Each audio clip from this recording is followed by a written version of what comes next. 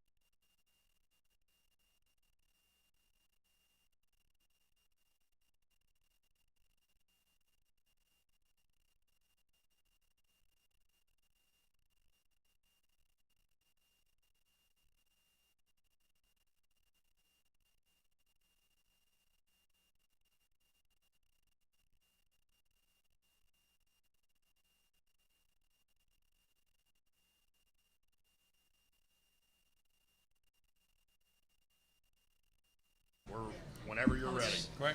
I don't know. This is not figure this situation out. I think we're good here. We'll just get rid of the water. Yeah. Because that's blocking our way.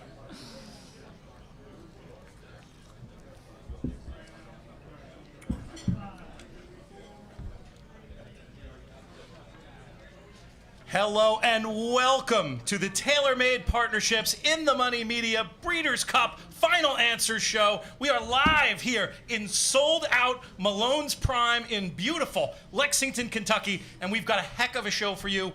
I think we're going to give out a few winners. That's my prediction, and I'm very happy. I'm so confident in saying that because we have such a great team with us. We'll start down at the far right of the table with my usual co-host on so much of the In the Money Media stuff. He's a man who hails from the planet Texas. Crucially, he's done very, very well in this little betting competition, the Breeders' Cup Betting Challenge, where he's been second in the last 2 years. One of the questions we'll try to answer tonight is who's going to beat him this year. But he has made over $1 million worth of earnings on the tournament circuit, and I'm proud to call him a friend and business partner. Jonathan Kinchin, what's happening? PTF, what's up? To my immediate right, another person I'm very excited to have as a colleague in a lot of the work that I do for Sky Sports Racing in the UK. This week, we've imported her at great expense to help us out on the In the Money Media side. She is Vanessa Ryle. Vanessa, good evening. Thanks very much. Thanks for having me. Hopefully I'm going to be able to bring you the European intel. That's what I'm here for, as you can tell by my voice. I am terribly British, and hopefully I'll be able to point in the direction of a few winners. That's the point of this evening, guys. And the man to my immediate left, he's the most important one here at the table because he works for our sponsor, but he's an extremely sharp guy in his own right. We started doing these shows together. We liked him so much. We now have him as a regular, typically talking about the biggest days of racing, one of the things that he specializes in from Tailor-Made Partnerships and Medallion Racing. Once again, Phillip Shelton. Yeah, thanks, Pete. You made a face. You didn't like that intro? No, that was great. That was. I hope my wife's watching at home so she can get a lot of good compliments.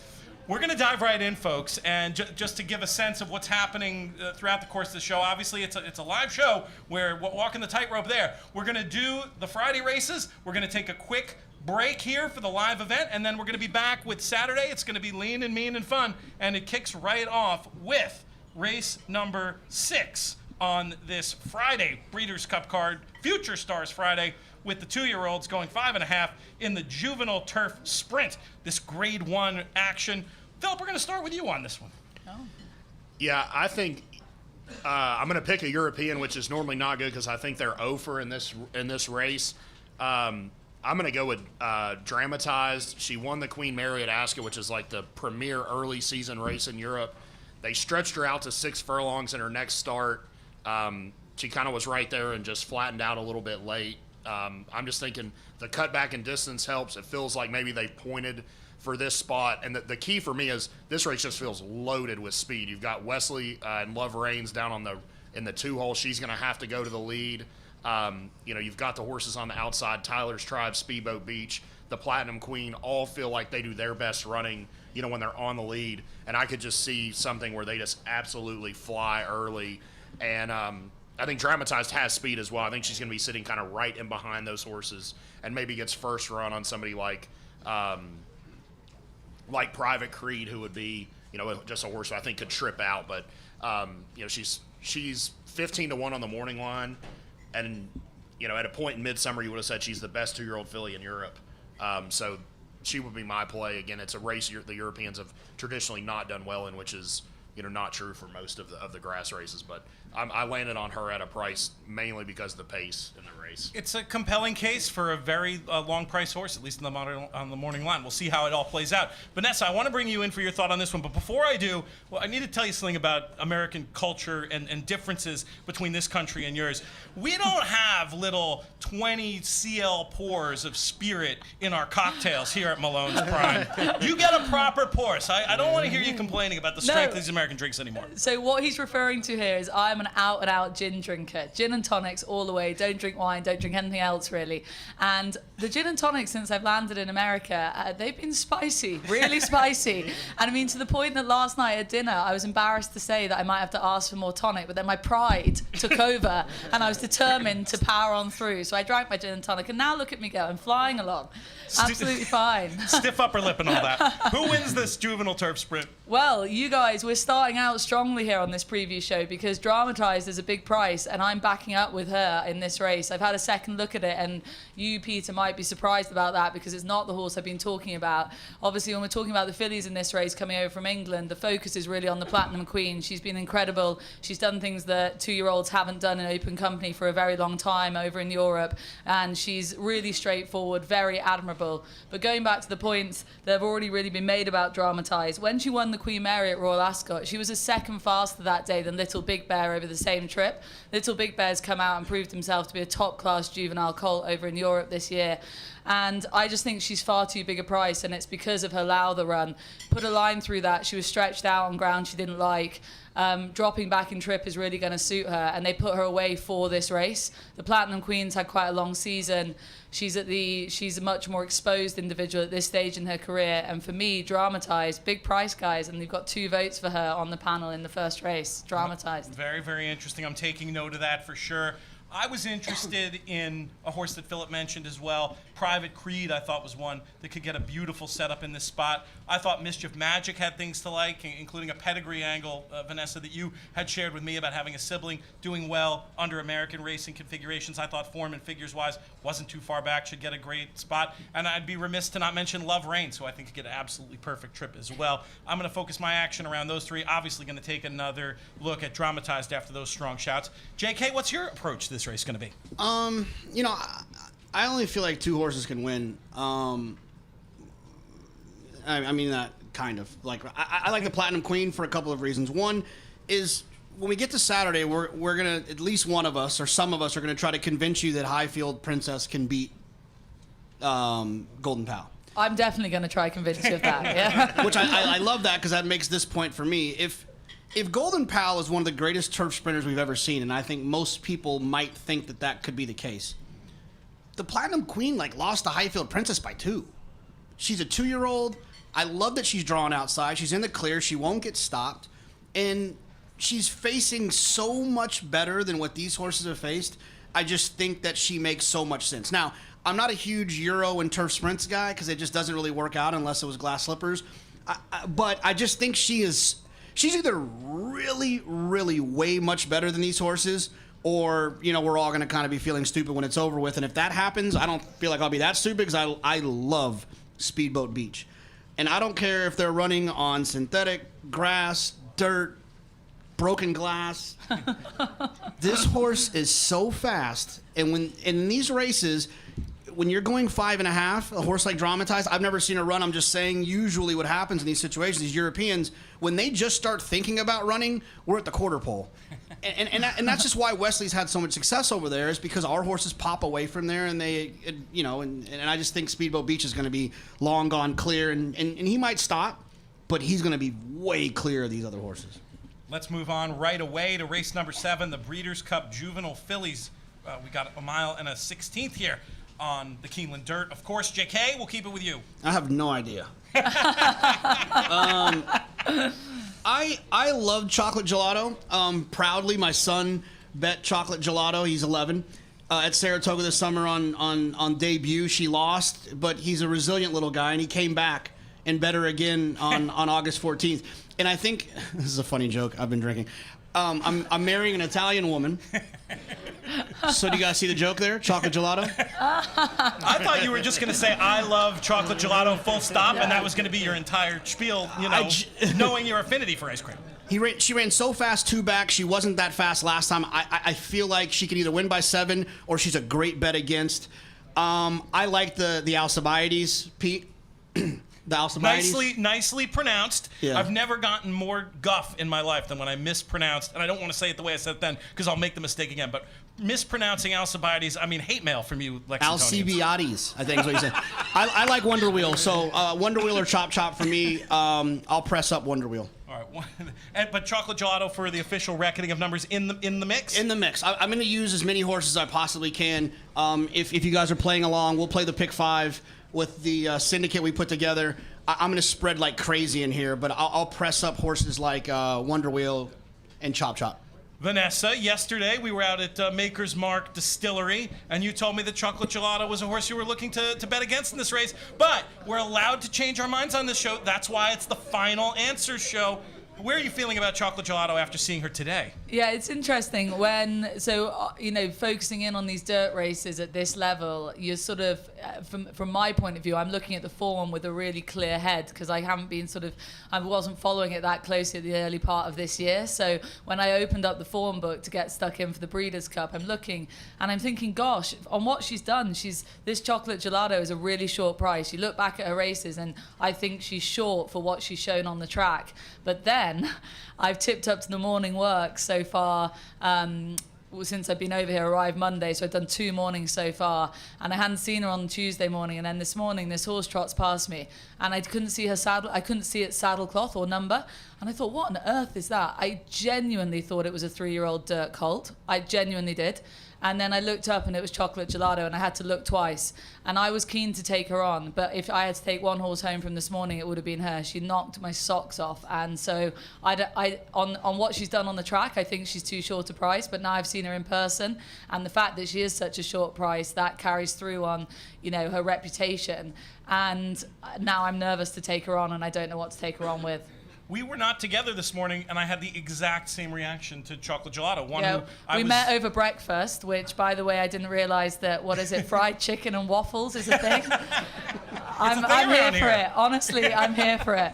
And so I was about to get stuck into my fried chicken and waffles, second helping, and I bumped into him, and he was like, what did you see? And I told my chocolate ice cream story, and he was like, Jesus, me too. So read into that what you want. I'm not picking her on top, but I'm no longer disrespecting her, and she's going to be a part of my reckoning. I'm going to stick with my original idea in this race that I think it could set up for a horse to win at a very big price. I'm going to take a little bit of a shot with American Rockette in this spot, mainly because I just think she's better than the paper looks. I feel like she's had excuses in terms of trips and where she's been on racetracks, and I think the fact that she shows up here, given the hands that she's in, gives her a chance, and I gotta think she's going to be 20 to 1 or higher in this spot. I'll run some money through her, and I also think that You're My Girl is worth keeping in the mix as well as a pure pace play. So mainly I'm going to try to get away with those 3. But yeah, Chocolate Gelato certainly deserving of some respect. Phillip, where do you stand with her and the rest of these Juvenile Fillies? I would have said before the post position draw, Raging Sea would have been one of my strongest opinions of the whole Breeders' Cup weekend. She won first time out really impressively, was down inside, wasn't a great trip for a first time starter. And then last time out, she had a good trip, but she was just super green the whole way. Kind of bolted out at one point. There's a ton of speed in this race, and maybe she can just work out a trip. And I'm still slightly intrigued because I'd say all it's going to do is push her price up. But at the 14 post, for those of you guys at Keeneland, it's the short stretch in the Breeders' Cup. So they finish at the 16th pole, not at the wire. So the outside post is just incredibly punitive. And that kind of made me go to Chop. I don't love 4 to 1. It feels to me like there is absolutely a ton of speed in here. Chocolate Gelato's fast. The 9 Grand Love is really fast. The horse you talked about, You're My Girl, is fast. If you look at like time form speed, like there's a ton of horses with early 100+ speed figures. And in general, I would say for me, I try to fade horses out of the New York 2-year-old races, like the Champagne and the Frisette, because they're one turn. And I think a lot of times having 2-turn experience is a positive. I've made a ton of money in the past at the Breeders' Cup just fading those horses. So I tentatively would land on Chop Chop. I love Raging Sea. If she had a better post, I would be making a very aggressive wager on her. But I thought Chop Chop ran great last time, and she could get the right kind of trip in here. Race 8, Breeders' Cup Juvenile Fillies Turf. We're going 1 mile on the turf. And Phillip, we'll go this way this time. I ended up landing on Delight.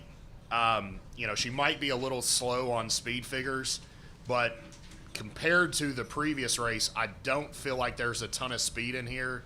Like Pleasant Passage got the lead in a very slow-paced race, but I thought she ran great at Keeneland last time. I mean, she just absolutely blew the doors off these horses. She got the right kind of trip. From the 9 hole, she can either go to the lead, she can sit just off. She's got a win over the track.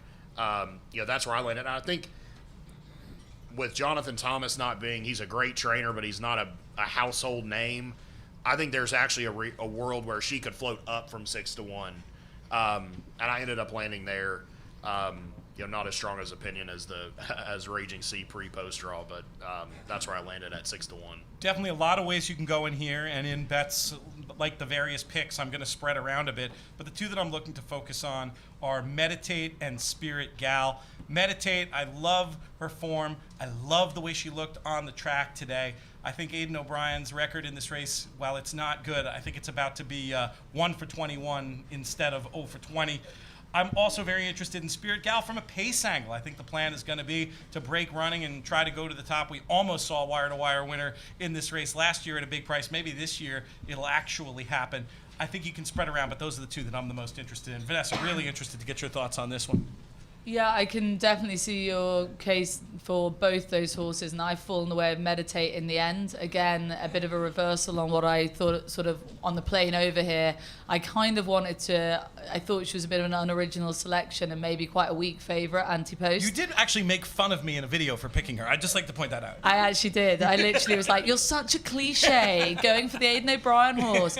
But honestly, then I drilled down into this race. And the thing is yes, Aidan's not got a great record in it, but he's got, is it like 3/3 and a few seconds as well? So he has been hitting the board. It's not like they've been falling out the back of the TV screen.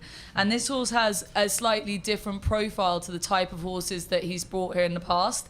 So the likes of Mother Earth and Alice Springs, which he's run in this race, they came here off the back of trying a mile in Newmarket, whereas this filly Meditate, she was last seen being beaten over the 6 furlongs. She now steps up to the mile here, which if she's going to get it, it will be here. And she's been beaten by Lazoo and Tahira, and Tahira is considered an absolute weapon over in Europe, and Lazoo is really, really solid. And basically, if either of them were to line up here today, well, on Friday, they'd be a short price favourite for this race. And I think there's probably a bit of value still in Meditate's price on the back of the fact that she's been beaten by 2 horses that are held in such high regard.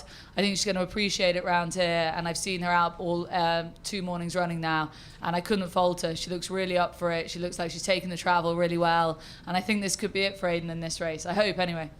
JK, this is one that you've said you listen to a lot of other opinions and then you formulate what you're going to do. You've heard several other opinions by this point. What's your final answer? Yeah, I mean, I'm going to spread in here too. I mean, Meditate, obviously, I trust what I hear about her. But one thing I will say is that the last 6-7 winners of this race, Pizza Bianca, Aunt Pearl, Sharing, Newspaper of Record, Rushing Fall, New Money Honey, they all ran. I do this weird number. I'm not going to bore you with it, where I kind of mess with the internal fractions that come up with like a one number to represent the race.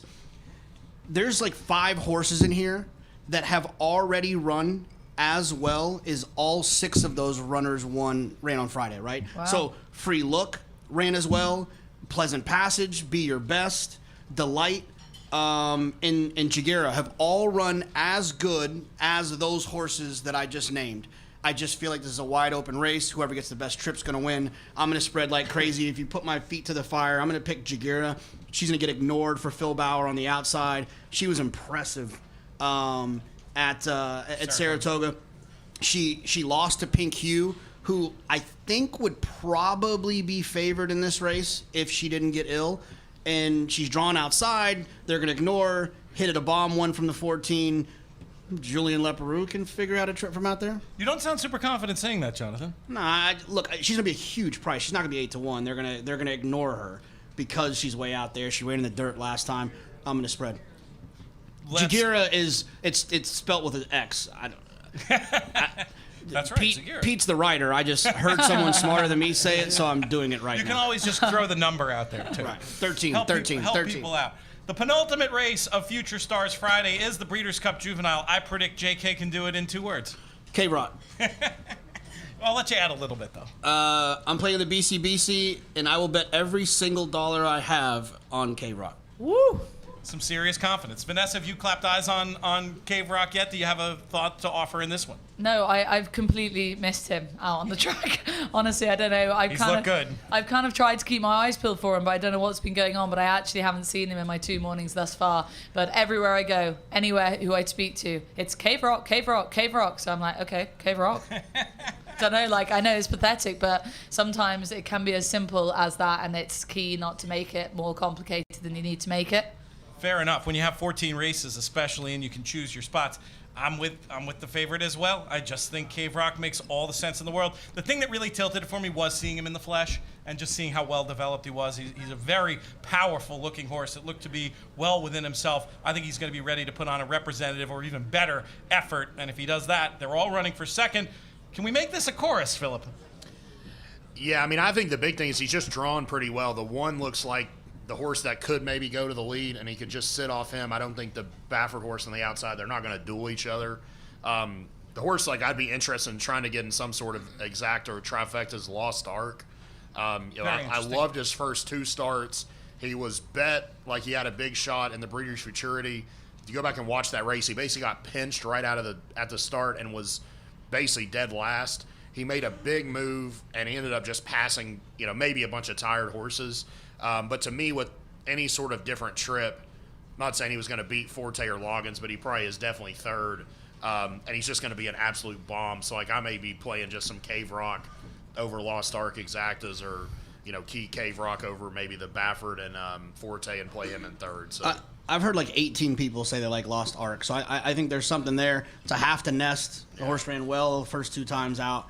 The last running line is ugly. So I think if you're playing trifectas or superfectas, type of horse you can use underneath. The final race of Future Stars Friday is the Breeders' Cup Juvenile Turf. I'll mix up our order once again because I feel like we should let Vanessa go first on one of these races with lots of English and Irish participation. You're so kind to me, so very kind. Silver Knot in here for Charlie Appleby. I mean, again, it's a little unoriginal, but this angle, he's won the race 3 out of the 4 times he's had runners in it, and he's really kind of nailed on the path to get here. He's followed a very similar path to the likes of Modern Games and Outstrip in terms of running them at our big September Doncaster meeting and then following it up with our big juvenile meeting in Newmarket. Those past winners of this race have run in different races to Silver Knot, but in terms of when they're running, it's a very similar path. This horse was flagged up very early on as the one for the Breeders' Cup. Way back in when he ran 3 starts back, this race was picked up as the race for him, and it seems as though he's got kind of everything that you need for this. I think people are picking up on the fact that when we saw him in Newmarket and his latest win, he was on a straight track. Doncaster, when he got beaten the Champagne, a straight track again. But prior to that, he's won round the bend before. I'm not as worried as other people seem to be about that angle with him. He's also very tactically versatile. He's done it from the front and he's come from behind as well. And on top of that, he's got an incredibly high cruising speed. He just ticks a hell of a lot of the boxes. It's really hard to get away from him. I genuinely think there's other horses in here who you can make valid cases for from Europe, but he ticks so many of the boxes, and his form really stacks up. When he got beaten the Champagne, again, you pick at that, but it was such a tactical affair on ground that was really not to his liking. He's going to appreciate a much firmer surface. And then the horse that he beat when we last saw him at Newmarket, that horse came out and ran a belter in our good Group 1 race to end our season, the Futurity in Doncaster.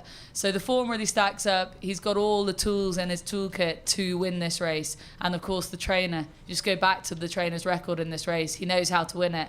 And again, Silver Knot is obvious, but I mean, he's obvious, and I think he's going to win. Every bone in my body, the host in me, wants to make fun of you for coming all the way here to give us an Appleby runner in the Juvenile Turf. This guy's nodding. This guy's nodding. Look, if it's a winner, it's a winner, right? Don't judge me.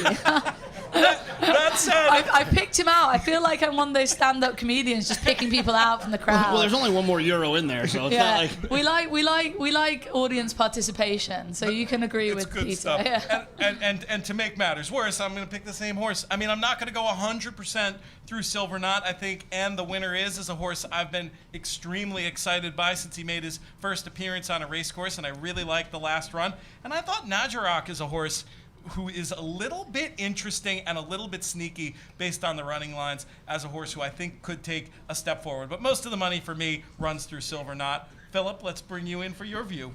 Yeah, I ended up going with and the winner is. I thought his last race at Keeneland, he got a great setup. They went really quick early.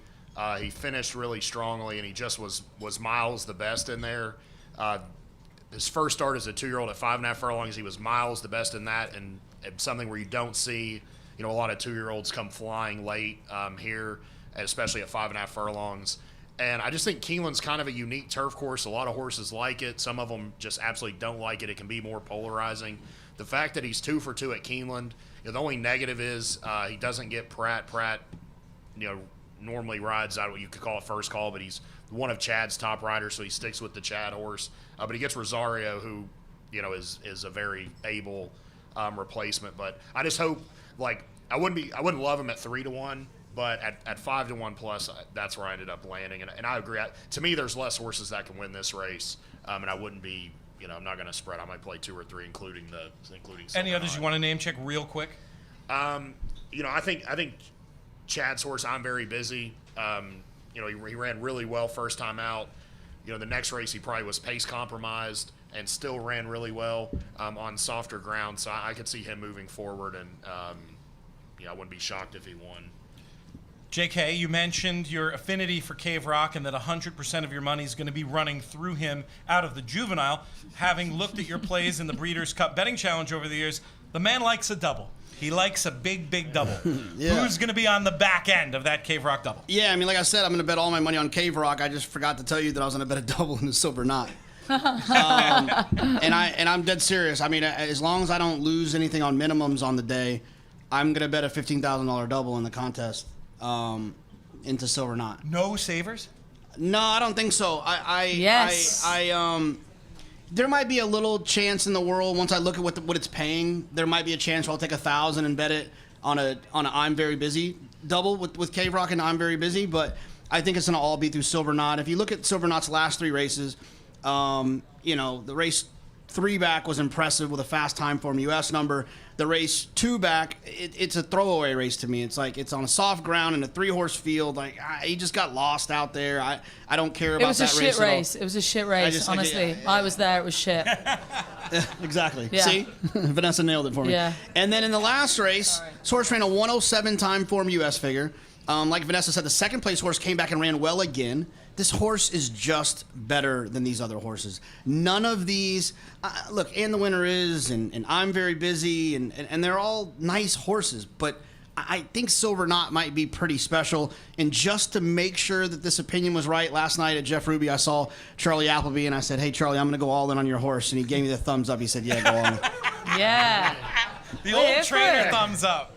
All right, we are going to take a short break, 10 minutes or so. But we have some very important stuff to do if you're here in the room. If you're listening to the podcast version of this that's going to come out, we'll say goodbye to you for now. You look for the Saturday in your feed later. See you, podcast people. But for here in the room and on the YouTube stream as well, we're going to bring in somebody from the TaylorMade Partnership side. Who are we going to start with? Who's going to come up here first? And are we going to do the raffle bit, or are we going to instead? We're going to get Mark Taylor. You got to come up and give your little quick spiel, and then we'll have Molly do the raffle after that. And I would stick around and listen to what Mark has to say, because this is a knowledgeable man, and this business, I've had the pleasure of working with these guys now for a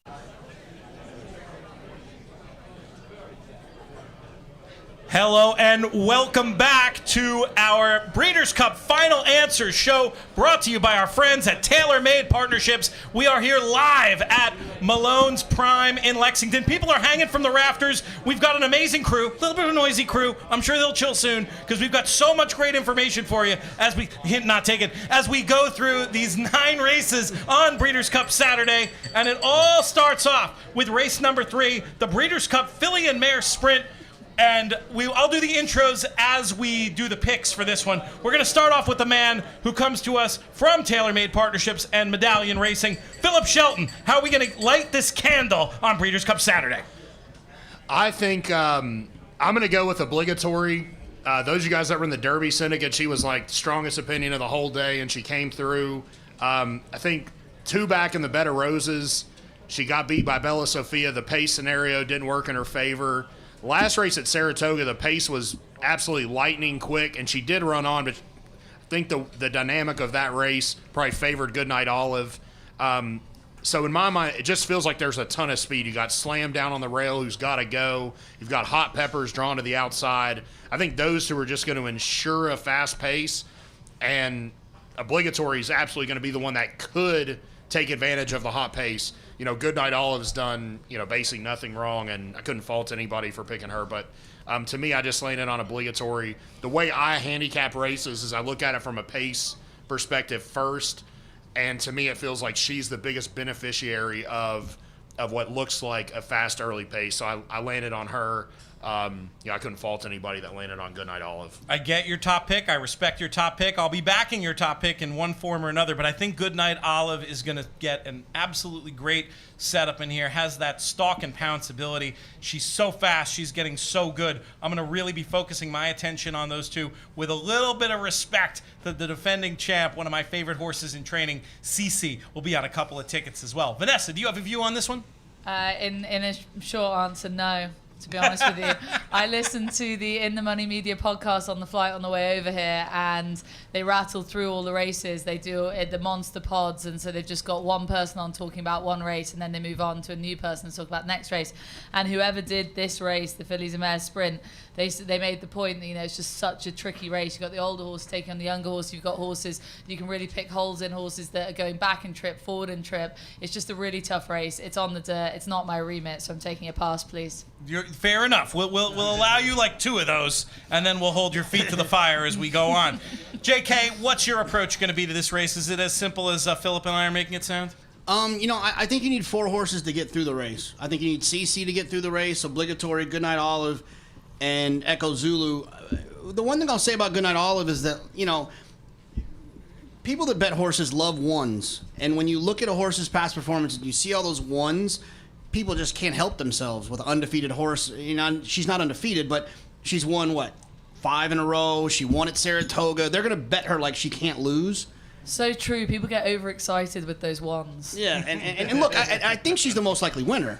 And I think she's likely to win the race, but I need to have obligatory, and I need to have Echo Zulu. So I'm going to pick Echo Zulu for a couple of reasons. One, she showed a lot of brilliance when she was, a 2-year-old. She obviously had the issue in the acorn where she was scratched. She came back in September in the dogwood and ran well and ran a number that suggests that she's going to take another step forward. And whenever Steve Asmussen's involved, I always trust they're going to take another step.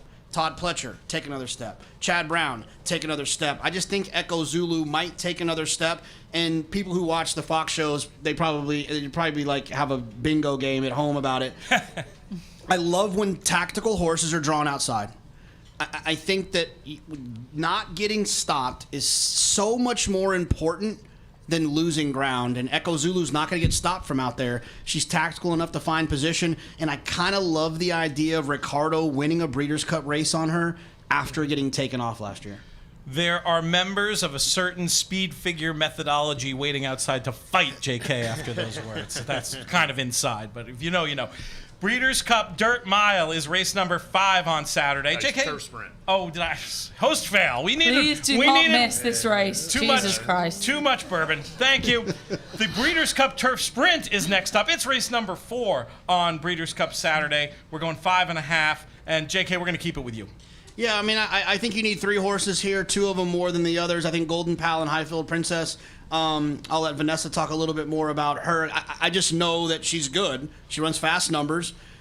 But the same way I felt about the Juvenile Turf sprint, in turf sprints in general, horse players typically hate turf sprints because there's 7 speed horses in there. You pick the closer and the horse gets stopped, doesn't get there. Then you're like, I hate this race. What happened? Why that horse wire? Horses who find the front in turf sprints win. Golden Pal is going to be well clear. And this is, I would guess that if he stepped on a turf course more than Keeneland, I don't know which one it is. I think he's going to be hard to beat. If for whatever reason he does get beat, it's because he went too fast and it fell apart, and I kind of like Casa Creed. So I'll use Casa Creed a little bit defensively, but most of my money is going to run through Golden Pal and Highfield Princess. Vanessa, let's get your impression on this one. I think you probably have a pretty good idea of how Golden Pal stacks up over the best of the shippers. Yeah, this race, I'm so looking forward to it. It's a real Europeans versus the Americans, this race, more so really than the longer turf races for me this year, which is quite rare. But this Highfield Princess, like, she comes to having won these Group 1s. She's done it over 5 furlongs, she's done it over 6.5, she's done it on all ground, she's done it from the front, she's done it having to pass horses. You know, you talk about that form line in the Nunthorpe with the Platinum Queen. She was giving the Platinum Queen 17 pounds that day. 17 pounds in a sprint, think about that. And she came there cantering on the bridle and kicked past her with 2.5 lengths. Like, it was an incredible performance. When she went to the Curragh over shorter in the Flying 5, she literally, Jason Hart had to take a pull on her to make sure that, like, she wasn't going too well, with like a furlong left to run. And then when he presses go, off she goes. I completely understand what you're saying about, you know, Golden Pal is incredible in himself. I really respect him in this race, but this is a bit of a head, heart and home job for me because Highfield Princess comes from Yorkshire. I'm from Yorkshire originally. Everything in my head says she's the one in this race, and my heart as well, because she's got this great ownership story. She's owned and bred by a chap called John Fairley. He would be big in the business over in England, and he's actually the reason I ended up in horse racing and the reason that I ended up in the media game.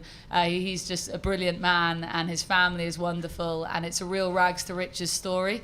I'm kind of selling it to you as a head and heart angle, but I promise you the fractions she runs, when you go back to the Nunthorpe run, she ran the middle 3 furlongs in 31.5 seconds, yet she was the only horse in the whole field to dip under 12 seconds in the final furlong, and that just highlighted how hard she is to beat, and that she's actually more compatible with these North American sprinters than any other horse we've brought over here in recent times.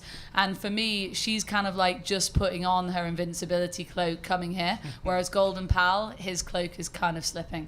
Well, and I will say this. I think there's 2 points to make from, and I love what you're saying. There's 2 points that you have to take from this if you're listening, watching, and you're here. If the Platinum Queen gallops on Friday, you have to love Highfield Princess when she comes back, based on what we just heard. Yeah, right? yeah, 100%, yeah. And I think you just have to consider that. But also, if what you say is true about Highfield Princess, you kind of have to love the Platinum Queen too against 2-year-olds. You have to take that into consideration. That's worth pausing on for a second, because I know, Vanessa, you came in here wanting to back the Platinum Queen, and we're super concerned about that draw. We'll go back to Friday for one quick second. It's just very quickly that I totally understand what you're saying. It would make much more sense to me to be really strong on Highfield Princess and really strong on the Platinum Queen. That's basically what you're saying. And there I was taking on the Platinum Queen with Dramatise. I think for me it's more the draw angle with the Platinum Queen. Nervous about that, just through nature of that wide draw 12 she's got, but also the long season for her at this time in her career. Those were the 2 angles that have sort of put me off the Platinum Queen and put me on to trying to find something else at a bigger price. Whereas for Highfield Princess, obviously I don't have those concerns as a mature 5-year-old with a good draw. I'm going to sit on the fence in this race. And You'll get splinters in your ass for doing that. That's such bad form. We're on a tipping show. Well, says me, who's just done a pass on a dirt race. Just all I mean is sitting on the fence between a European angle and a USA angle. Because Okay, well, you should have finished your sentence. Campanelli is a filly I've loved for a very long time. I think they could go fast enough in here to bring her, like, sprinting stamina, as it were, into play. I think she's a reasonable alternative to the other favorites at an extremely pleasing price. I certainly respect Highfield Princess. I certainly respect Golden Pal. But I think most of my money is going to be running another way. And I'll just point this out. If you go back and listen to the pod I did with Nick Luck today, he made an extremely compelling case for Emirati Anna as a long shot to include. Do you give any count? I could back that up, definitely. I'm literally just looking down my notes and I'm thinking I've already spoken enough and I'm conscious that we need to move on from this race. But if I was to throw a lively each way horse in there, and he will be so forgotten in this race because there's so much more high profile angles in here. But Emirati Anna, I think he'll come here, he'll bring his best. They'll have had him ready for this race. His form figures kind of read worse than his form actually is for various reasons. But at a big price, if you wanted to take a swing with something to fill the places, Emirati Anna would be in there for me. And it's interesting. I didn't know that about Nick Luck as well. Phillip, what do you think about the Breeders' Cup Turf Sprint? Yeah, I mean, I want to try to beat Golden Pal, but, last year in the Breeders' Cup, just thought, he's a 3-year-old, he's got to run against older. And he ran the first 100 yards of any horse I've ever seen in my life, and he just spread eagled the field within 3 seconds, and the race was over. Last time at Keeneland, he went 21-1 and 43 2/5. You don't see horses at Keeneland go 44 2/5. To me, he is just miles faster early. I agree with JK. I could see a scenario where he just on his own goes too fast, and Highfield Princess picks him up. I'm mildly intrigued by a horse, Brand, number 12. He ran good when he came to Churchill. He's proven he can at least do something at 5.5. He's gotten better. He won at Kentucky Downs, which is kind of a weird surface. But I think he has run at least one race that is fast enough to fill the placings. He's going to be a big price. He's a little bit versatile in the way he runs. And in this race, everybody's going to be chasing Golden Pal. Wesley feels like he's able to get these horses to produce on the big day, and I don't want to, I have the world of respect for Highfield Princess. I don't want to spend a ton of money trying to beat Golden Pal. She feels like is going to have a great shot to run well, but it feels like on the big day, this horse just shows up in America. In Europe, it's a completely different story, but in America, it feels like when he shows up and he needs to be on, he's at a different level. We're now PTF, actually. real Oh, yes, quick, sir. You'll laugh at this when he Please. said that about Brand. I thought to myself that old, and it may be true, maybe it's not. That old saying that John Sadler can't ship, and I started thinking to myself like, well, oh damn, like what about Flightline? Yeah, just wait. Well, it is an old story. His first Breeders' Cup win was in Kentucky with Accelerate. Correct, but he had others that 100%. ran well. No, it's just the irony of me betting as much money as I have in my Breeders' Cup betting account on Flightline is just hilarious. We'll get there. Yes, we'll get there. We'll talk about that stat as we get a little bit farther along in the show. But now it's actually time to talk about the Breeders' Cup Dirt Mile, a race I'm so excited about. I tried to get there early. Phillip, we're going to keep it with you. Yeah, I think this is a really interesting race. I think the big thing for a lot of these horses, this is one race that can change configuration based on the racetrack. Like at Churchill Downs, it's 1 turn. At Keeneland, it's 2 turns. Two big things. I want horses that have some level of 2-turn experience and some horses that have early speed, because it is a quick run into the first turn. They do not run this configuration very much at Keeneland because it is such a quick run into the first turn. I ended up settling on Laurel River. His last race was just dominant. Now, that was at 1 turn, but his 2 previous races at Del Mar were 2-turn miles, and he ran really well. I landed on him. I'm also intrigued with Pipeline. I think he ran great against Jackie's Warrior. That was a 1-turn race. He didn't run terrible in the Monmouth Cup. And he's a horse I think is intriguing because he's going to have early speed. He's going to be aggressively ridden. But I ended up landing on Laurel River. And what I'm hoping is 9-2 is realistic. My concern is that it's Baffert and Irad. He comes in with a huge number that he could just be absolutely hammered and be, I look up and he's 5-2, at which I might be rethinking the race. I was blown away by Cody Wish's last race. This was a fantastic effort. against the profile of what I thought would have happened in there, looking at the internal fractions. Bill Mott with a target. That would be another thing on the In the Money Media bingo card in terms of things that we talk about all the time. I think he's laid out for this race. I think he's going to run absolutely huge. I respect Laurel River. I respect Gunite, but I'm going to be very much with Cody's Wish in this spot. Vanessa, now I know you do have a view on this race because I was near you when you saw a particular horse work in this race. When you looked at the form, did that match up with the visual impression of one of the key contenders in here? I have no idea which horse you're referring to. Cyberknife? No.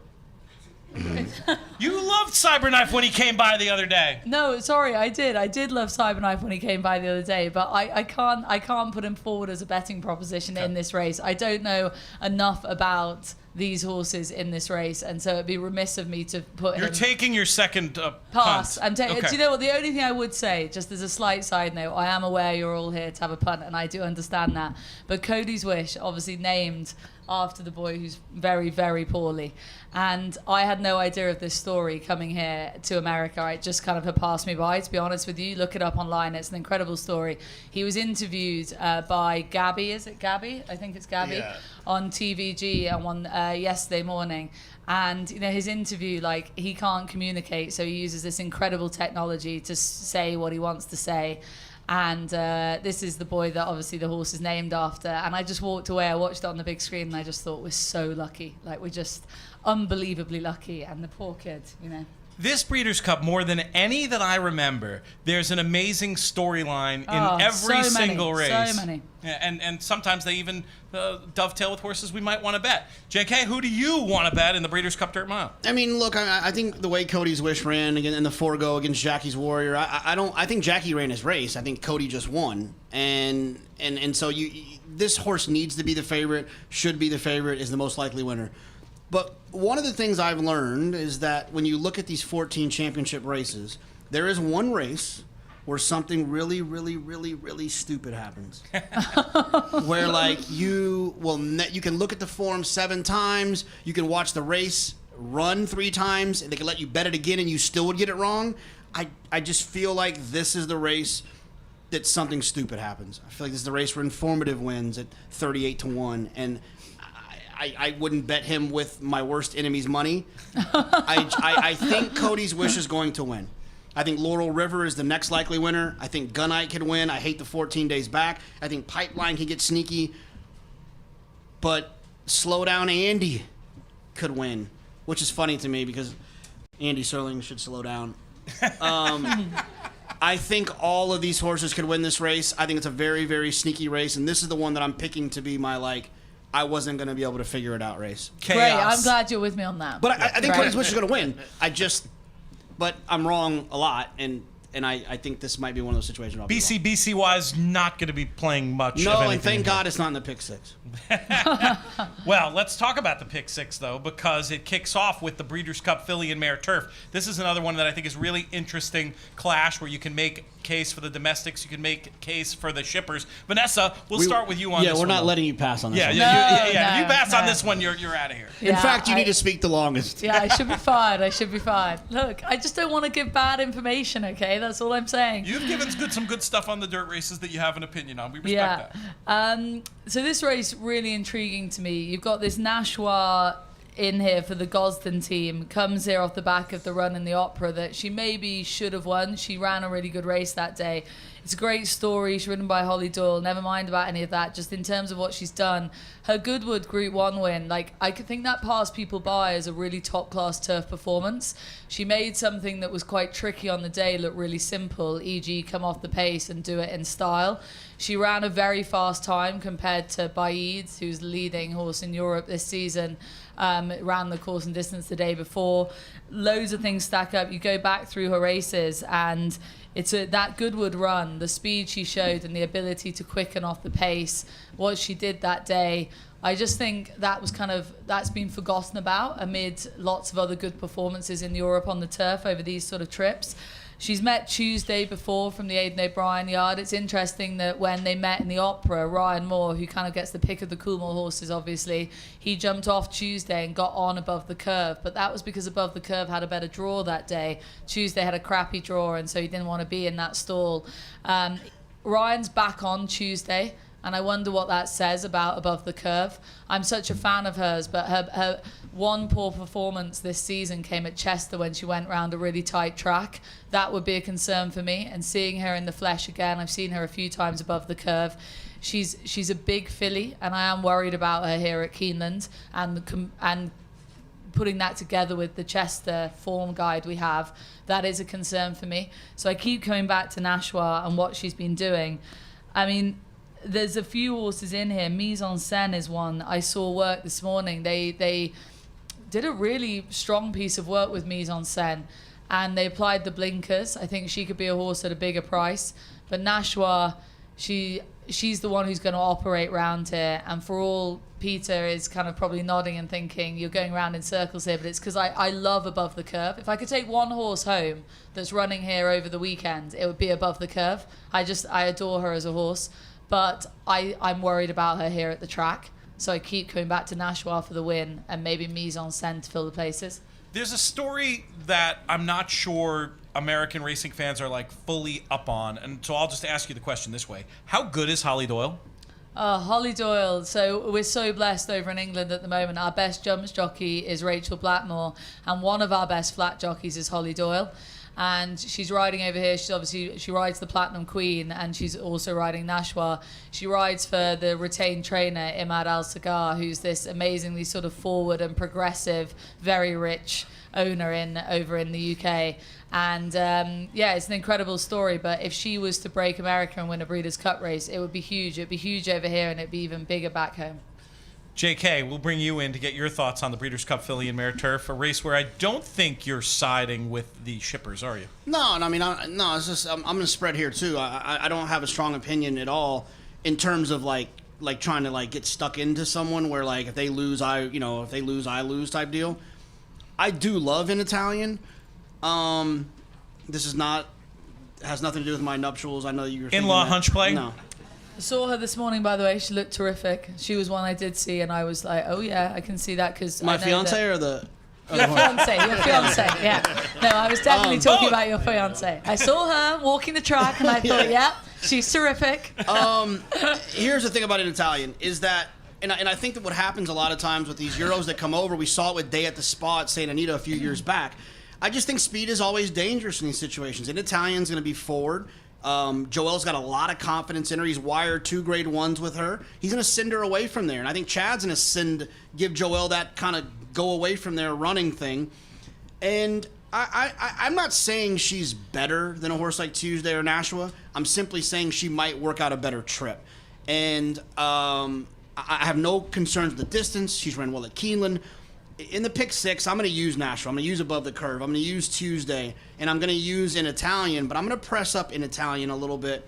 And when I say press up, I mean I'm going to spend a little bit more money on an Italian than I might on the others because I just think she's pretty darn good. And I think Chad's pretty darn good. And I think she's a little bit sneaky in here. You can carbon copy everything JK said for my opinion of the race. I think an Italian's the interesting one, and I think he mentioned the horses, and Vanessa mentioned the horses you want to use with her. One thing I'm interested in tactically, and I might bring you back in here a third time, Vanessa, I mean, Holly Doyle reads the form. She's not going to she's got some speed. She's not going to let an Italian get too far ahead, is she? No, I mean, she's going to be well tuned in to what an Italian's going to do. And I think the thing is with Nashwa, she's shown enough versatility around a variety of tracks and the way in which she's gone about either winning her races or running really well. Because don't forget some of the races that she's run in that she hasn't won, for example, the Opera and the Epsom Oaks. Well, she was outstayed in the Oaks, so we're writing a line through that. And the Opera, she really didn't get the perfect run round. I think Holly will be very confident she's sat on a horse that she's got the talent that means that she's got options. She can sit a bit closer to the pace, or she can drop off it and come with a kick. She's got plenty of versatility, and that's going to really help her. She'll be aware of how the race is going to pan out, but if she has to drop back to option B or C, that's not going to affect her on a filly like Nashua. I think that makes a lot of sense. Really interesting race tactically. Phillip, how do you think it plays out? Yeah, I'll just say, so we have Going to Vegas in here. She's going to be 20-1. I do think there's a scenario, right? We're going to break and we're going to be forwardly placed. We were the first name drawn out. Last year we drew the rail and we just got absolutely cooked. I think the fractions in our mile and 3/8 race were faster than they were in the mile. We're going to break and we're going to be aggressively ridden from the gate. And I would say in Italian, is going to have to work to get the lead over us. If she absolutely, Joelle sends, we're happy to, we don't have to have the lead. We can happily sit outside. It just doesn't feel like there's much speed. So from a gambling perspective, in Italian feels like, I don't ultimately know if a mile and 3/16 could see her out a little bit and she might get a little leg weary, but her last 2 races are really good. The interesting thing to me is like Nashua kind of separated from Tuesday a little bit. Tuesday won the Epsom Oaks. She ran really well in, in the 1,000 Guineas. And then she ran a huge race in the Yorkshire Oaks where she got beat a length by Alpinista, who came back to win the Arc. Incredible. Yeah. That's at a mile and a half, and I just don't, like, the distance, to me, I don't see a ton of separation between Nashua and Tuesday. Except I think Nashua might be better at a mile and 3/16 than Tuesday. I agree with all that. Might be. But she's really interesting. Like, if she gets a little bit lost, the last race, like at Longchamp, if you get drawn outside, you were in big trouble. Well, the fact Ryan Moore abandoned her that day was basically that was basically Ryan, the jockey, world-class jockey, essentially saying, I can't win on this horse today, so I'm going to get off her and give myself a better chance of winning by getting on something else. That the writing was on the wall when the draw was done. Yeah, I think if Tuesday showed the form she showed in the Yorkshire Oaks, which was on a little bit better ground, she beat La Petite Coco as another older Grade 1 winner. At this mile and 3/16, she can absolutely win this, and she's going to be. It's Aiden and Ryan Moore, so I don't want to say they're going to get lost in the betting, but it feels like Nashua's the horse that's going to take all the betting. Got to be 4th choice Tuesday, and I agree. Yeah. I mean, that's the best bit of form on offer. Yeah, I do worry about the mile and 3/16. Yeah, that's a huge. This is another race. There are very few races in the Breeders' Cup. The turf sprint, the dirt mile can be a different configuration, and this race can be a different distance. Like last year was a mile and 3/8. So it's 3/16 of a longer distance. It's shorter this year, which it obviously has an impact. That was a good race to do a little bit longer on for various reasons, not including the sponsor participation and just a lot of different angles to talk through. Well, we may pick up the pace a little bit here as we get through the middle of the Breeders' Cup Saturday card. Next up is the Breeders' Cup Sprint. Phillip, very curious to get your thoughts on this one. Is it as simple as Jackie's Warrior? Yeah, I mean, I want to pick somebody other than Jackie's Warrior, but I just can't find anybody that's anywhere close as fast as he is early. And to me, he just feels like, his 3rd or 4th best race is probably good enough to win. I just don't want any part of trying to beat him. It feels like he's going to have the field over a barrel from a pace perspective. Maybe he lost a little bit of luster last time, but they went pretty quick, and Cody's Wish got the right trip. I don't want any part of trying to beat Jackie's Warrior. I hear you. I'm going to go with Kamari, though, in here. Another one of the runners I saw this week that was one of those, wait a second, who is that? I mean, just looks absolutely beautiful out there. And I think could be maybe a little bit better than should be price if the crowd just goes completely nuts over Jackie's Warrior. I'll have loads of Jackie's Warrior on tickets, but I think Kamari is an interesting alternative. Vanessa, do you have any kind of view on this one? I'd agree with you with what you're saying about Kamari in terms of how she's looked. I've seen her a good bit, and she gets loads of ticks in terms of how she looks. But going back to what you were saying in terms of Jackie's Warrior and how, again, I just had a look at these races and I was going through it and I was like, oh God, this is one of those races where it's just so blindingly obvious. That the line that you've just said there about how one of Jackie's Warrior's sort of 3rd or 4th best performances could win this, that was exactly my view in this race. I kept just thinking this is surely just an absolute knees up for him. Now, a man who does not hesitate to back a short-priced favorite in the right context when there's outsized value on the line, like, say, the Breeders' Cup Betting Challenge is sitting down to the right end of the table here. JK, how much of your money will run through Jackie's Warrior in this race? Yeah, I think he's going to win. And I think that I'm a little bit nervous. I understand why he ran the way he did last time. I think he's one of those horses that the faster he goes early, the better. Not one of those, let's try to save ourselves and then sprint for home. Speed is his weapon. Yeah, I think he's better, and I think they're not going to jack around with him this time around. No pun intended. Kamari could win. That's good. Very good, Pete. That's why you're an author. New York Times best-selling author, by the way. Thank you. Is that true? Yeah, it is. Yeah. Really? You didn't know that about me? Yeah, you can't tell with that hat. Actually, the hat. This was when I lived in England. This was a Halloween costume. I get that. I was a rich American. I was a rich American owner. I see that. Yeah. If you wear that hat, you can write a book. I did not know this information. Yeah, well, you're welcome. Back to Jackie's Warrior. I think Jackie's in a gallop in here. I'm going to have a little bit of saver money on him. But here's my problem, and I try not to get caught up in sentiment. But, Jackie's Warrior won a grade 1 at 2 at Saratoga, a grade 1 at 3 at Saratoga, a grade 1 at 4 at Saratoga. And he has never won a Breeders' Cup? He has to win a Breeders' Cup. he has to win a Breeders' Cup. That's the narrative in this race, Has to. He just has to. He's drawn perfectly to the outside. I don't think anyone wants to go with him. If they try to go with him, it's I hate saying the S word because that doesn't make any sense. It's not a good decision for them. They're not going to end up well. I just think Jackie's Warrior's in a gallop in here. I will save a little bit with horses like Elite Power, American Theorem, and Kamari. I will probably go straight to the Bluegrass Airport if someone else wins.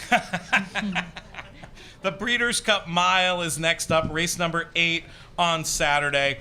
All right, I'm doing the cliche now, and we're throwing to the Brit for the turf races. But, Vanessa, I do want to bring you in, and I want to know, we've talked about this race throughout the week. What's your final answer in the Breeders' Cup Mile? I don't know. I still don't know. I am aware You can't not know when it's the final answer. You got to make something up. You got to just pick. I know. Sorry, but it's just so hard. Honestly, it's just so hard because I can see all the cases for Kinross. Kinross has been such an amazing racehorse in the last, in the last couple of seasons for the Rafe Beckett team. But more recently, being able to do the sort of 7 furlong then sprinting Group 1 double that he's done coming into this race, he showed such maturity and versatility, and there's nothing about him that puts me off him, if that makes sense. But at the same time, I just keep coming back to Modern Games.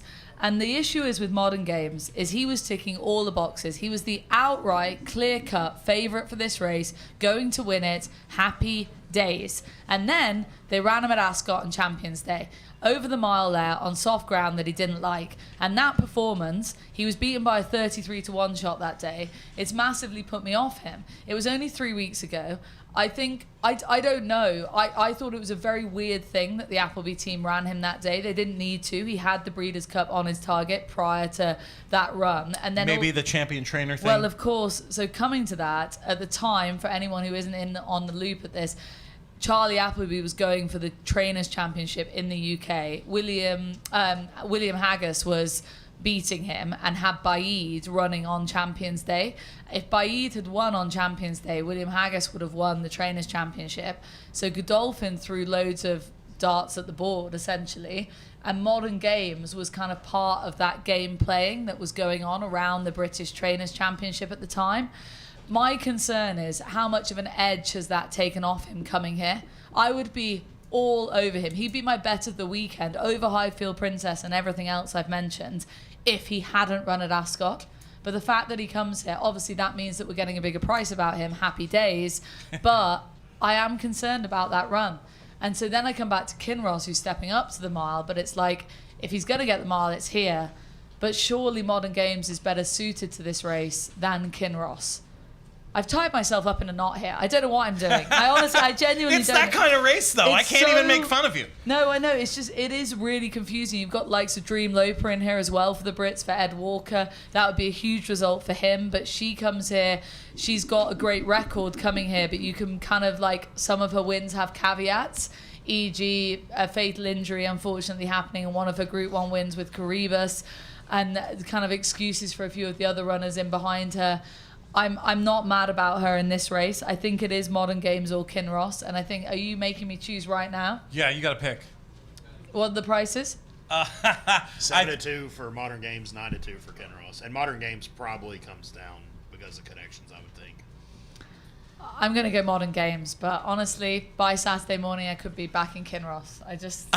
I had similar not tying, and you know what it made me do? It made me say, let's look closer at the home team. And when I did that, I already know where Pete's going. When I did that, I went to Annapolis. I think this horse is an improving 3-year-old. The last race, very, very strong. Has the run over the course and distance, and I think is poised to step up. Looked fantastic in the mornings this week. I'm also not forgetting about, and granted at the morning line price that would be just the price, but I think we could get more on the day. Don't forget all about Smooth Like Straight in here. This is a horse who has some buried okay races this year, who's run really well in the Breeders' Cup Mile. He was available in your land last week at 33-1, listed at 10-1 on the USA morning line. The real price is somewhere in between. I like those two. I will save and mess around with the obvious ones coming in from overseas, but I think this could be one for Team USA in the Breeders' Cup Mile. Did you say that, Phillip, because you agree with me or because you disagree with me? I just thought for sure you were going to pick Ivar because I think you've picked him in every I single do like thing Ivar that a lot, you've done. and I think he could hit the board. I don't know that he can beat all these horses, but he's an extremely cool horse. I like Ivar. I think there's a world where this pace could get really hot. You have two horses in here that absolutely want to be on the front end, and Beyond Brilliant and Smooth Like Straight. And I think Smooth Like Straight being drawn inside of Beyond Brilliant just guarantees a quick pace. I think last time felt like the right time for Annapolis. He was 6-1. He got a perfect trip, saved ground every step of the way. Ivar ended up having to come really wide. He's going to have to work out a trip from the outside. He's certainly improving. Be hard to fault him off his last two races. But I would have said the same thing. I think Modern Games, if he hadn't run, he would have been 8-5, and you would have felt way more comfortable backing him at 8-5 than you do now backing him at 7-2. 100%. Totally agree. Yeah. Just because of the fact that he ran. I kind of agree. Like a horse like Kinross, I don't mind the stretch up. Like some of these races in Europe where he's running on soft ground at 7 furlongs, that's like a mile in the U.S. Like I don't have, he might not see it out the length of the stretch, but it's a little bit easier to get the distance in the U.S. For the most part because you have a turn. You have 2 turns in this race. It just makes it a little bit easier on the horses. And I actually like that Kinross, he won the City of York, which is a left-handed track. It's the same configuration as here, and that's a very long stretch, which makes me feel like if you can get 7/8 at York going around a bend, you can get a mile here. I ended up going with Ivar, but I do like Kinross a lot, and I'm not going to toss Modern Games, but I'm going to do everything I can around those 3 in the betting with Ivar just being the biggest price. And I think again, probably a little unlucky last time, and could be the beneficiary of a hot pace. At this point in the day, we're going to be getting down to the nitty-gritty in the Breeders' Cup Betting Challenge, JK. Is this a race where you'll be taking a stand? No, I won't be involved. BCBC wise, I think one of the things I always encourage horse players to understand is know what you don't know. I don't have an opinion here. I'm all about that. These races. Exactly. I'm a single horses like Flightline. I have an opinion in the next of who I don't like. This is just not a race, so I have a strong opinion, and I hate the idea. We were talking about it at the bar a second ago. I hate the idea that you have to have a strong opinion or an opinion in every race. I don't have one. You and Vanessa were hanging out at a bar. I'm so surprised. No. It wasn't even with me, but it's so true that you can't. If we all had the strong opinion in every race, we'd be losing money very, very quickly, wouldn't we? Because we can't always be right all the time, and sometimes you have to concede that actually it's not the race for you. It is the final answer show, JK. If I made you make a pick, who would you go with? I've hung out with you long enough to know you weren't. You knew I was going to do that. Look, I think Modern Games is the most likely winner, and I'm concerned with the same things that Vanessa expressed. But I will say that, Chad is not at some point in his career where he needs to somehow, take some kind of wild shot to prove he belongs. Domestic spending, especially for that owner, for Seth Klarman, who does not put any pressure on Chad. No pressure. And the fact that he decided to bring this horse back off that long layoff, Chad is a 25% career trainer. Okay, every race he runs in, 25% of the time he wins. 27% off the layoff. He would not run this horse in this spot if he wasn't ready to run. Now, it's still a long layoff. You got to go answer all those questions. I get he's drawn the 14, but if you look at domestic spending, early in his races, he's 6th, 7th, 5th, 3rd, 9th, 8th, 7th, 4th. It doesn't matter. He's going to take back and make one run anyways, especially considering the circumstances. This horse would have been the favorite last year, or pretty darn close to the favorite in the Breeders' Cup Turf. It probably still would have been Tarnawa, but he would have been right there. He's talented, and they're going to let him. They're going to let him go at 8, 9, 10 to 1. I'm going to use domestic spending for sure. Let's talk about race number 9, which is the Breeders' Cup Distaff. Now, JK, early on in proceedings, I remember you telling me that your take on this race was simply that Todd Pletcher was going to win it. I'm going to throw down a head-to-head challenge to you right now. You can have the 2 Pletcher runners. I'll have the 2 Steve Asmussen runners. Are you in? Yeah, I mean, I'm in because I'm not going to ever tell you no. But you're showing off right now because you know that I kind of like Clairiere now, and you're trying to stuff me in a locker. He's being a dick. Yeah, exactly. He's being a dick. He is. A good host sometimes has to be a bit of a jerk, No, okay? I mean, I think Malathot or Nest win, but I have changed my opinion a little bit, which horse players change your opinion. That's when our you need to. prerogative, yes. Stop. Like, you love a horse 7 months ago, you don't have to love the horse today.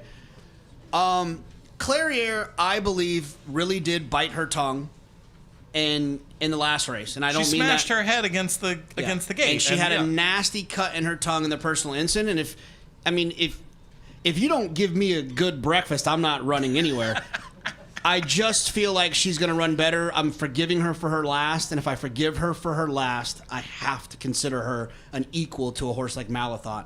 I need all 3 of them. I love that you're a man of a forgiving nature. This bodes well for your future partner.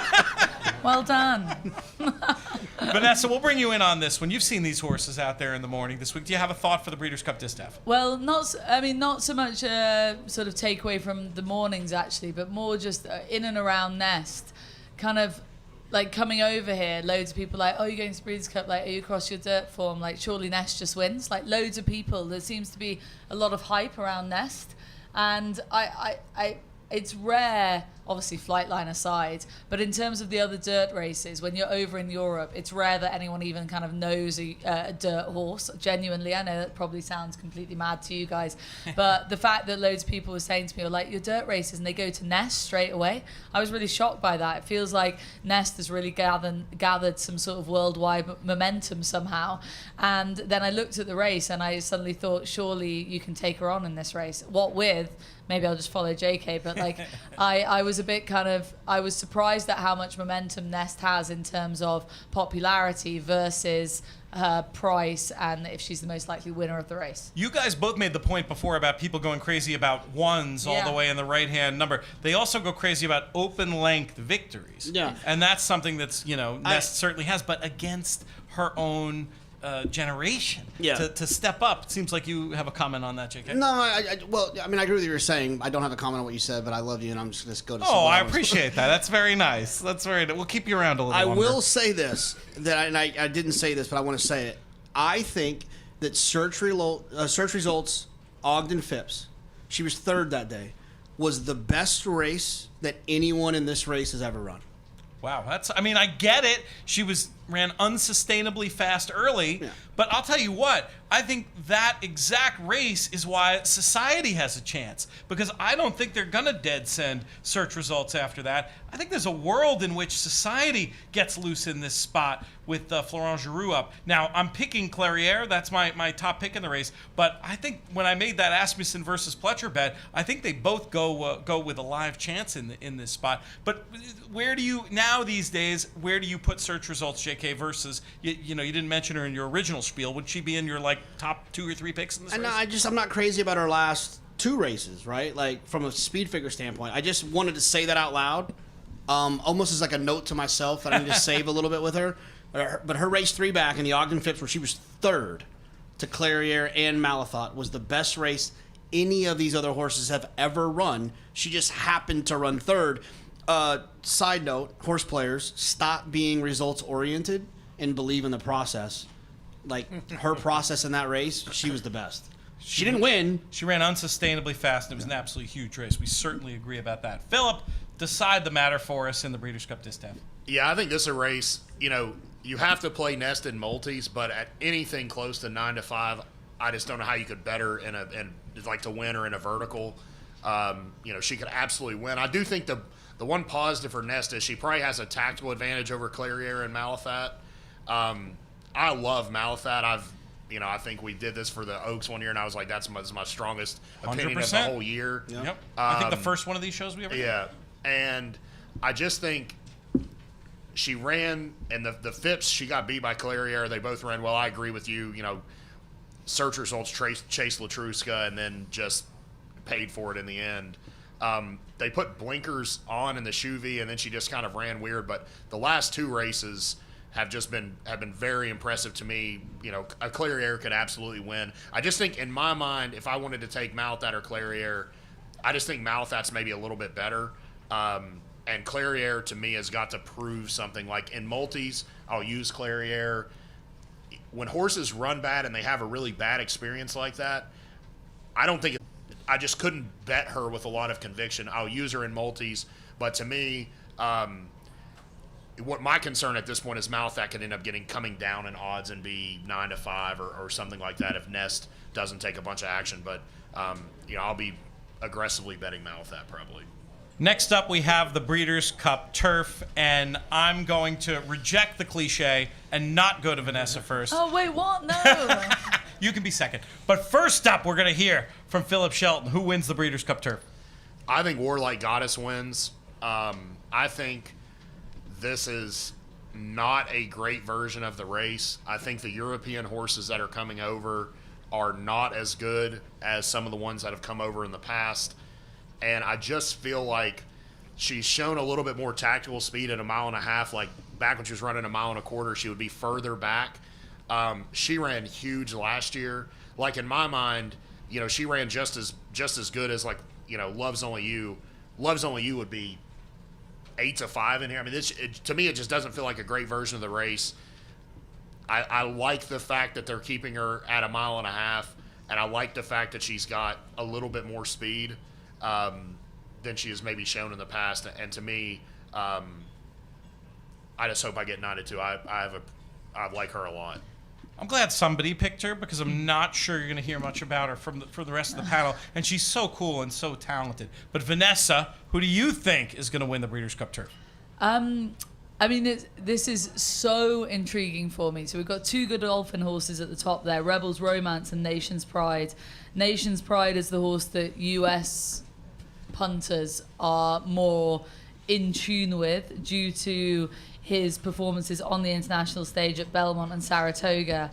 And now that it's been confirmed that first string rider William Buick rides Nation's Pride, there's a lot of sway towards him in the market. Rebels Romance, for me, he's got this weird German Group 1 form. It's just not the form that is transferable to a Keeneland racetrack. I think he's a very talented individual, but he kind of does it in a grinding fashion rather than a sort of gliding fashion, if you want to call it that. He's 4 from 4 on the turf. He's got this very weird profile. They campaigned him as an all-weather horse. He went off the board in Maidan. He came back, and since he's been running at this trip on the turf, he's just honestly taken a step forward every time. For me, Rebels Romance is more of a work in progress. He might in his career end up as the best rated horse out of this race, genuinely, but I'm not sure. More so than Mishriff? Sorry. Mishriff is on his way out. This is his last run before. I'm sort of talking about in the future next year, and we're talking about these horses. Fair enough. Mishriff, obviously very highly rated, but he's on his way out in terms of this is his swan song. Whereas Rebels Romance and Nation's Pride, we hopefully will see them again next year. Nation's Pride, his performances at Saratoga and Belmont have been impressive, and so much sort of momentum and confidence behind him. And he does have... I'm kind of with you in terms of I'm not sure this is a particularly good renewal of this race, and I think people are latching on to a Godolphin runner and William Buick in the saddle, and they think that this is kind of a repeat of what we've seen in the past, but I do think it's more open than it looks, and it's interesting that Godolphin horses have found their way to the top of the betting. I think there's value to be had outside of that. And for me, Stone Age for the Aidan O'Brien team, he won a Leopardstown Epsom Derby trial, and it was literally like he was the second coming that day. He got cut to 7-2 for the Derby at home. He blew out there. We've seen him in America since, and things have gone wrong for him. Draw, the run that he's had through, the way he's been used as sort of to push the pace in more recent times. They're going to ride him. In the past, I feel like he's kind of got the short straw in terms of how he's been ridden in his races. I know his form figures do not look appealing, but he still remains a horse of serious ability.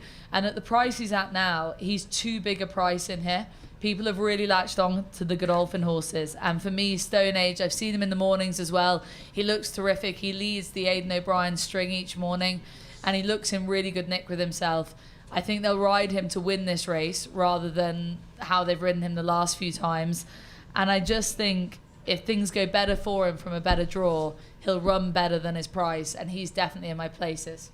I get it absolutely. I have a strong opinion in here, and it's taken all week to develop. Hit me with it. So here it is. You know, if we were looking at this race 5 years from now, there's no doubt about who the best horse is. And that horse is 6-1. I've tipped my hand. Isn't it Mishriff? He hated the ground the last day, got cuddled home. And if you look at the best bits of this horse's form, I mean, he's succeeded around tight bends. Looking at him also, he just looks good. Now, I want your opinion on this, because there's a world in which it's the last race, he's over the top, et cetera, et cetera. And your eye's more trained than mine. You know, I don't ride horses, maybe an elephant if we could find one I could get on the back of.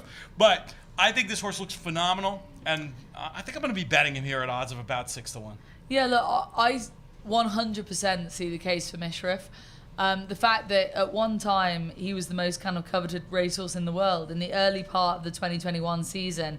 I mean, he was just at the absolute peak. He's dropped from a rating of, off the top of my head, I think it's 125 to 121. So, I mean, the official ratings tell you the story of how his career is going. He's an older horse now, and the official ratings are rarely wrong, I personally find. He is on the decline, but it's kind of whether the Godolphin horses are on the incline and he's on the decline, and it's where they match sort of on that trajectory. Do you get what I'm saying? Yeah, but if they flip the prices, I'd have a different opinion. I'm just saying at the 6s that we think he's going to be, I think this is what you're supposed to bet. The big question, too, is just, is a mile and a half his best distance? No, well, it's not, but he can get it around here. That's my view. I think the answer to that question is no, it is not. But if he is going to get it, it's here at Keeneland on this sort of track.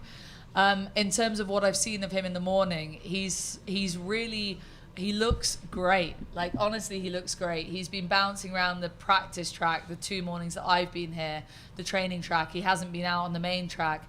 But, I mean, he's really bright eyes. He looks $1 million. And because he's so well travelled, I feel like as an older horse, the change of scene has probably sort of put a bit of a pep in his step. You know, I feel that he's kind of probably really appreciating where he's at right now at Keeneland. And I think he could run above his odds, but I hope that Stone Age beats him, basically. Fair enough. And I mean, reaching for a bigger price, honestly, I think makes more sense than just landing Appleby in here. I also do need to talk very quickly about Broom, who I think goes with a chance. I was down on this horse after the Sword Dancer, but watching it back and looking at the form of that race, he just didn't break, and he still ran okay. I think they'll try to ride him a bit more forward in here. We saw what he did in this race last year. I think at the prices, he's another one to include. You're absolutely convincing me about keeping Stone Age on some tickets, but Broom is another I need to mention in here as well. Do you give him any count? No. I mean, I haven't mentioned him thus far for a reason. No. Should we move on? We got to bring in JK. Yeah, I mean, I'm quick here. I have a strong opinion and a question.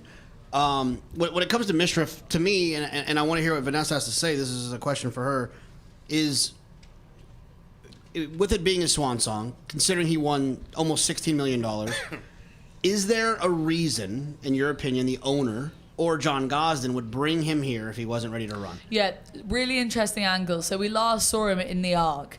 I was shocked they ran him in the arc. I didn't think that was what he wanted Too on far any level. on unsuitable ground. Absolutely, exactly that. So it was a bit weird they ran him in that. And I know he finished down the field, but actually when you watch back the run, it really wasn't as bad as the sort of form figure, the actual bare form figure suggests.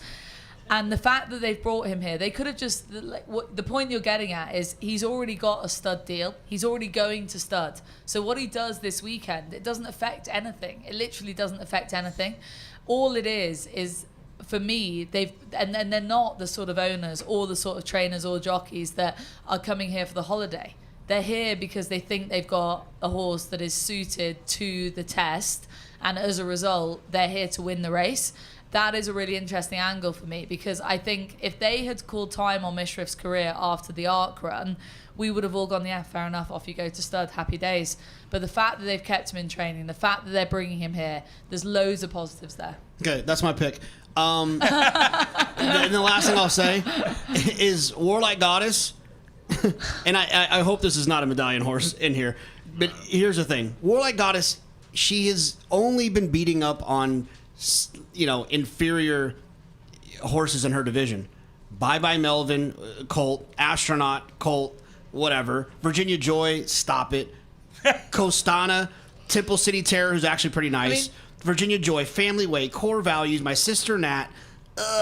No, she's not winning this race. Again, if you were to do a sort of form trajectory, I feel like the US horses, Warlike Goddess essentially, is bringing in this level, and I feel like all the European horses we're talking about are bringing in up here level, right? I love Warlike Goddess.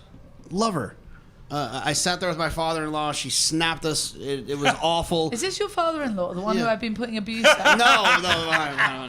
Further back. Line of sight. When she lost to Virginia Joy, I don't care how bad her trip was. She was a complete bet against in the Breeders' Cup Turf off of that trip. Virginia Joy is not very good. No offense to Chad Brown or Peter That was Britt. the worst ride in the last 5 years, Yeah, Jonathan. but She came home in 10 seconds. No horse could have won from there.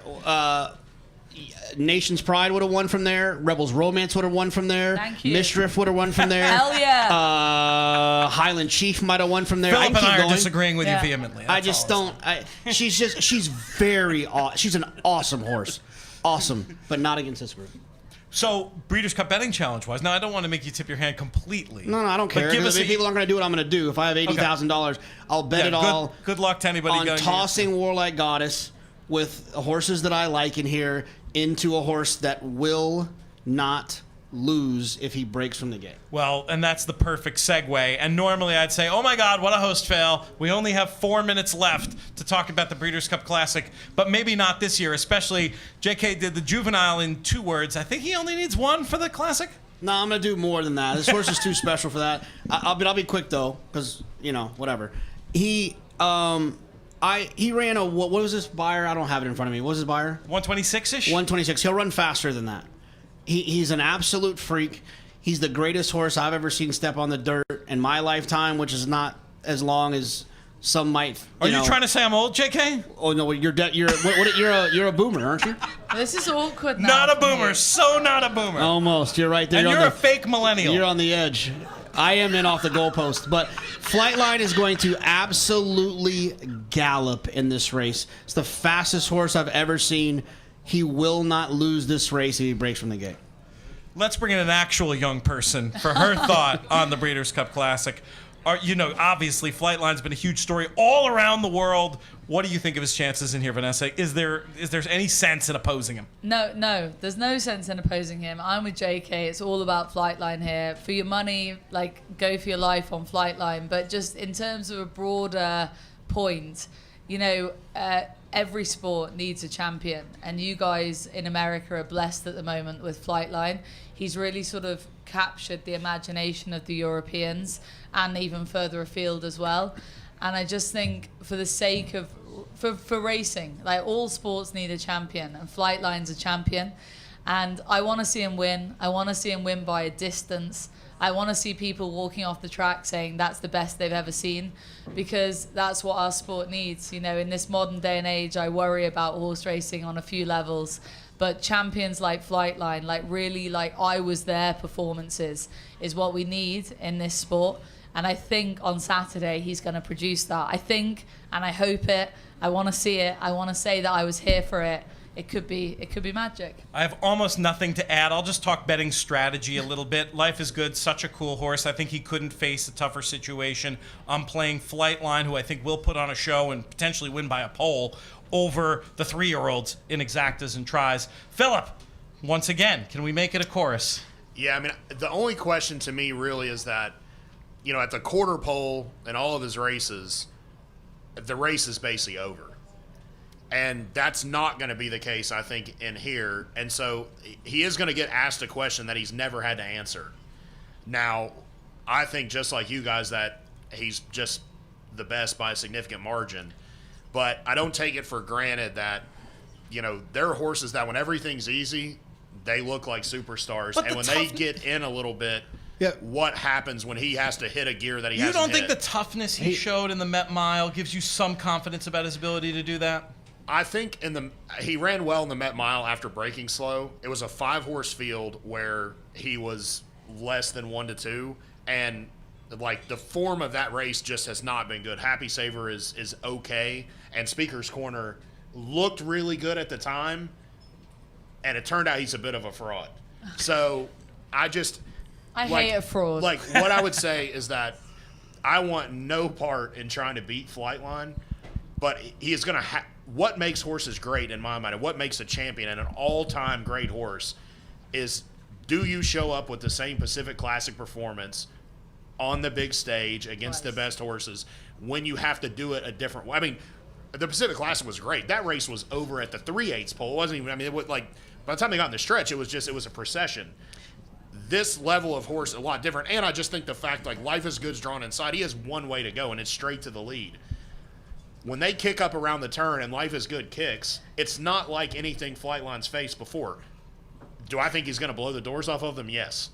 But there is this thing in the back of my mind that says, hey, once he gets in a dogfight, what if somebody, like Olympiad is more aggressively ridden? The reality is Flightline can get whatever kind of trip he wants. He's fast enough. He could sit right off. He could go to the lead.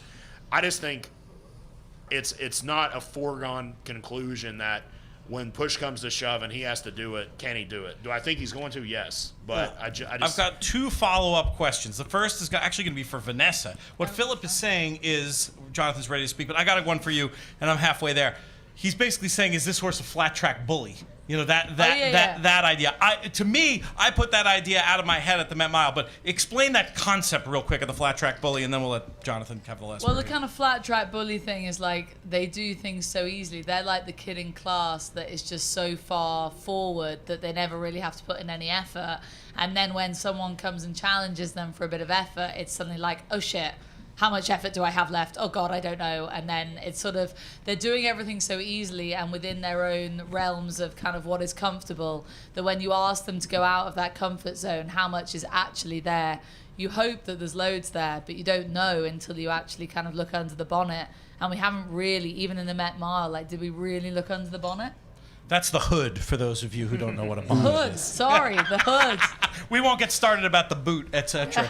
JK, you want to talk desperately? No, I just want to say that, like, the answer to the question is, who has he beat? And the only answer that matters to me is the clock. I'm a believer in speed figures. I'm a believer in when the clock stops. I'm a believer in how the track changes. And he's really fast. And I don't give a shit who looked him in the eyes. He'd bury them all. He's going to win for absolute fun. If he loses, it's from a scenario that I couldn't even imagine. But if he pops away from there, he's going to win. Phillip, I have to hold your feet to the fire, and this will be it, and we'll get to the bar. But if you were going to play some of your money to beat him, who would it be with? I wouldn't play any money to. I mean, I basically agree with JK. I just think there is this thing in the back of my mind that says that. To me, the great thing about horse racing is you don't have to take a stand against Flightline to find some value. What if you just have a really strong opinion that Taiba is my personal opinion is I'm going to bet, hopefully I can get 6-1 on Flightline over Taiba. And just make us, like Epicenter could get a perfect trip. But how do you create value? And what if you can turn Flightline into 4-1 because you like Epicenter? That's, or play a But double. Taiba or is the whatever. one you'd be looking for. If I just pressed. think he might offer the most value, and I think he is probably as good as Epicenter. We are over time, folks. What an amazing audience. What an amazing venue. What an amazing panel. Let's hear it for Phillip Shelton, Well done. Vanessa Ryle, JK, and the audience. Give yourselves a hand of applause as well. How much fun is it to work with our friends at Tailor Made Partnerships? Everybody we deal with is an absolute pleasure. From top to bottom. It's just so great to be here. We thank you so much. This show's been a production of In the Money Media. Our business manager is Drew Coatney. Our chief creative officer is that guy over there, Jonathan Kitchen. I'm Peter Thomas Fornatal. May you win all your Breeders' Cup photos.